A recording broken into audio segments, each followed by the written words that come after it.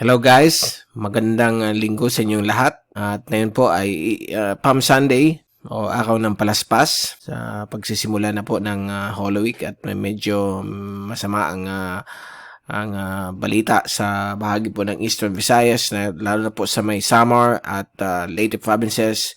Kasama po ang Siargao, Dinagat Island na dinaanan po ng bagyong si Odette noong nakaraang Disyembre.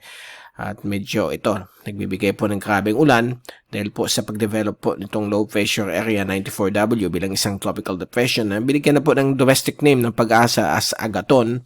So ito na po ang ating initial update na yung linggo ng umaga, Abril 10, 2022. At ito po ang ating Tagalog version brought to you by Typhoon 2000. At ang ating website ay mag-celebrate na po ng ika-25 anibersaryo na yung buwan ng Nobyembre, na kung saan patuloy pa rin natin ibibigay ang mga serbisyo sa panahon, lalo na sa bagyo, sa mga kaibigan natin sa World Wide Web na sinimulan natin noong 1997 pa. At nung araw, kukunti pa lang na may internet, but sa passion natin, nalagay natin itong website na ito para makatulong sa publiko. So, it's a one-stop shop ng lahat ng weather information ukol sa isang bagyo na nasa Western Pacific. So, lahat ng agency nagmamonitor niyang bagyong yan ay makikita ninyo dito sa ating website. At pasalamatan natin ang ating mga partners. Aboitiz Power, we believe in the power of balance. At also ang Naga College Foundation Incorporated, Home of the Champions, Be One of Us. Dito po yan sa Naga City. At umpisa natin ang update. Ito ang ating fast animation. So, makikita po natin na itong malaking bagyo na yun sa may labas ng PAR. Ito ang bagyong si Malakas. Talagang yung pangalan niya Malakas eh. Ito po ang international name na pag-contribute po ng Pag-asa sa Typhoon Committee ng United Nations World Meteorological Organization.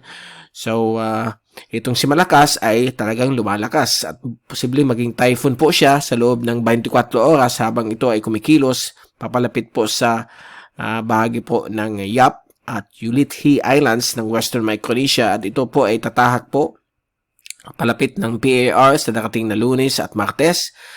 At eventually, itong hindi gumagalaw na bagyong si Agaton sa may coastal areas po ng Eastern Samar ay inasan po itong gagalaw at susunod na po dito sa malaking bagyo.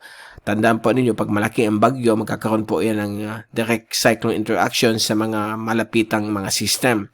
At ang mangyayari po niyan, since mas malakas si Malakas, itong si Agaton ay ma-absorb po sa kanyang sirkulasyon o ma-assimilate. Okay, so mawawala po yung kanyang pagiging tropical cyclone, magiging parte na lang po siya sa sirkulasyon nitong bagyong si Malakas sa darating pong Martes o Miyerkules. Sa mga forecast models, biglang mawawala po itong si Agaton. So, ang problema, mag-standby po ito hanggang Lunes o Martes, itong si Agaton sa may Eastern Visayas. So, patuloy pa rin mga pabugso-bugso hanggang widespread o continuous rainfall. So, nakakaawa po mga kababayan natin dito. So, mag-ingat po kayong lahat sa mga high risk of flooding na pwedeng idala nitong tropical depression. Lalo na po yung mga nasa low-lying areas, riverbanks, ganun din po sa mga mountain slopes na prone sa tinatawag nating landslide. So, please take all necessary precautions. At ito po yung zoom-in satellite animation. So, medyo napakalawak po itong sirkulasyon na yun ni Agaton. Apektado po ang Samar, Leyte provinces. Nag-extend rin sa Southern Bicol, Sorsogon, Albay, Masbate, Catanduanes. Sa atin, dito sa Camarines Sur, hindi man masyadong affected. At ito rin area po ng Cebu, Bohol, Negros at Panay. Gayon din po dito sa may Siargao, Dinagat, Grande Bucas. At dito rin po sa may Surigao del Norte at Northern Mindanao. Kasama po dyan Cagayan de Oro. Nakakaranas po ng mga pabugso-bugsong ulan din dahil po sa outer circulation nitong bagyong si Agaton. So ito po yung napakalaking bagyo, higanting bagyong si Malakas, na pasalamat tayo, hindi po siya papasok. Pwede pumasok saglit ng park, but hindi po ito magkakaroon ng direct effect sa ating bansa. Okay? So ito po ang maghihila kay Agaton para lumayo sa atin sa darating pong Miyerkules Santo hanggang Huwebes Santo. Diretso na po yan hanggang Good Friday at Black Saturday. Okay na po ang panahon. Okay, sa ating bansa. At ito po yung ating initial track na kanina. Mga 5 p.m. kahapon, I mean. At pinapakita po dito, stationary lang po siya dyan habang ito po ay unti-unting kikilos papalayo sa ating bansa, lalo na po sa Martes. So, lalakas po yan. Posible maging tropical storm any moment. At nakataas na yun ang tropical cyclone wind signal ng ating Pag-asa sa Eastern Samar at ito rin po sa Dinagat, Siargao at Boca Grande. Okay? Bocas Grande. Okay? Correction. Itong mga areas na ito ay magkakaroon ng hangin na 30 to 60 kph. Okay? Dahil po sa effect ng signal number 1. Samantala, itong areas po ng Southern Bicol, kasama ang Masbate, dito rin po, areas ng Northern Panay, Northern Negros, Cebu, Bohol, hanggang dito po sa may Northern Caraga o sa may Surigao Provinces o Surigao del Norte. Ito po ay nasa matitinding ulan na dala nitong tropical depression. So, posibleng maglawak po itong wind signal. Pagdating sa wind signal dito sa may Samar at Leyte sa susunod na 12 o 24 oras. Depende po yan pag lumapit itong bagyo o mag-intensify into tropical storm. Pag naging TS po siya o tropical storm, magkakaroon po ng signal number 2 dito po sa areas po ng Eastern Visayas. At ang mga nagtatanong sa Kabikulan, lalo na sa Camarines Sur, medyo hindi naman po tayo makakapektuhan ng grabing ulan. Okay? Dahil po maliit lang yung system na ito at medyo papalayo naman sa atin. Ito po yung global models as of 8 p.m. kagabi. So, pinapakita po dito itong tracking ng dalawang bagyo. So, itong bagyong si Malakas, yan po ang kanyang track. Mag-record po ito. Dadaan po sa may PAR sa darating pong Martes. At ito mag-record.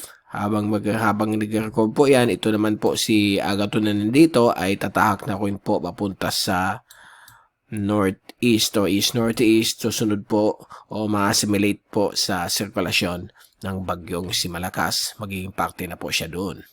Okay, so yung kanyang hangin ay hihina ng hihina yun hanggang maging parte na po siya ng sirkulasyon o malaking sirkulasyon ng bagyong si Malakas. Okay, so yan po ang global models.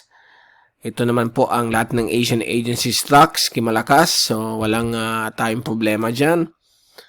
Ito rin yung oceanic heat content. So dumadaan na yun si Malakas sa medyo mainit na karagatan. So inaasahan pong lalakas po ito bilang isang typhoon. Mga 120-130 kph sa susunod na 24 hanggang 48 oras.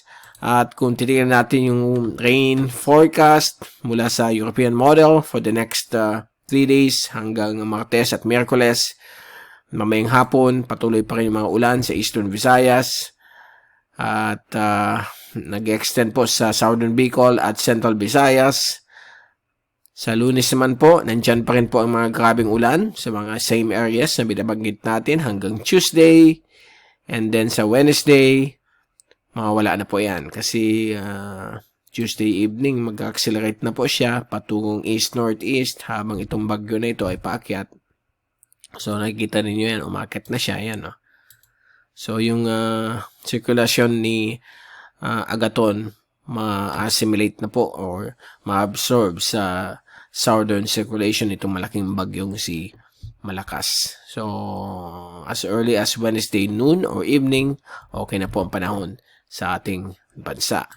At ito po yung rainfall accumulation sa susunod na 3 araw hanggang Martes. So lahat ng mga ulan ay nakatutok po sa Eastern Visayas, na po sa Samar at Leyte, Northeastern Mindanao, gayon din po sa may Southern Bicol, ibang portions po ng Central at Western Visayas.